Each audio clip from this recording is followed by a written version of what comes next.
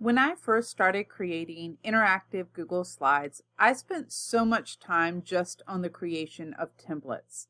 I would make these great templates and then have to save them as picture files and upload them to a new slide as a background. And Master Slides has really cut the amount of time I spent just on the template process. So let's go over how Master Slides can help you.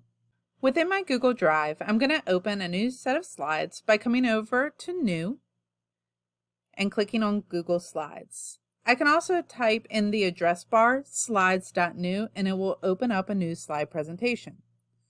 So first I'm going to click off of this themes and I'm going to go up to Slide and Edit Master. And here you can see all these different layouts, and I'm just going to go through and delete them because I like to just start from scratch. So I'm going to go ahead and delete and even get rid of these text boxes here. So the first thing that I'm going to do is start editing my slide to what I want it to look like.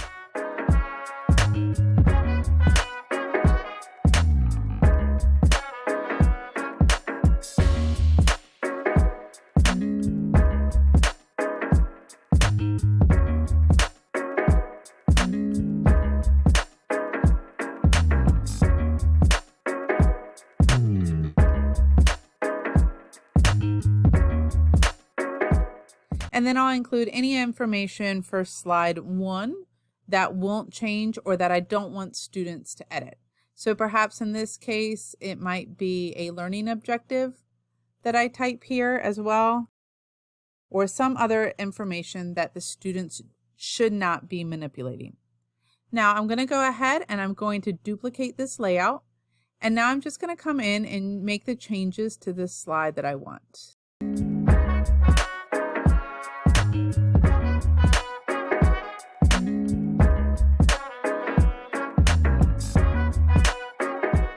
Maybe I duplicate this again.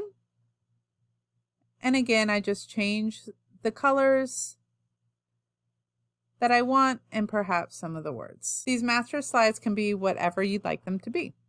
So I'm going to go ahead and exit out. And you can see only the one appeared. But if I go up, I can now insert whatever master slides that I want. This is also great if you want to create a template for students to follow.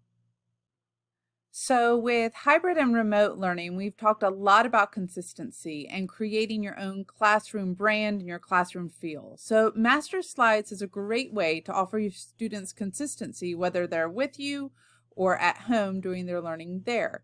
It's also a great way to make things predictable and get the same feel and image with all of your lessons.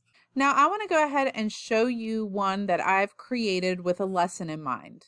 So right here, I've created this master slide with the idea of a math activity that I want students to do. So you can see here that all of this was created in master slide. I can't manipulate any of this.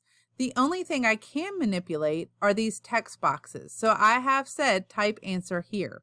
And perhaps I should make this bold so that students see that it stands out a little more, or maybe this is where I want to use my second or third font. So the only thing that when I share a copy to each student, students will be able to manipulate are those text boxes where they can type in their answer. I'm also able to add audio into my master slide. So in present mode, when it's been added as part of the master slide, I can go ahead and play the audio. How many days of school do we have left before the December? Now you will notice that when this is not in present mode, students can't press the play button. So you may want to go ahead and insert your audio not only in your master slide, but also in the slide where students can now edit. So you can see here that students can now play this audio file when not in master slides, but if they accidentally erased it, the directions will still be there in audio format when they go on present. Master Slides has allowed me to create interactive slides for my kids while also saving me a ton of time, and I definitely recommend it for all of you.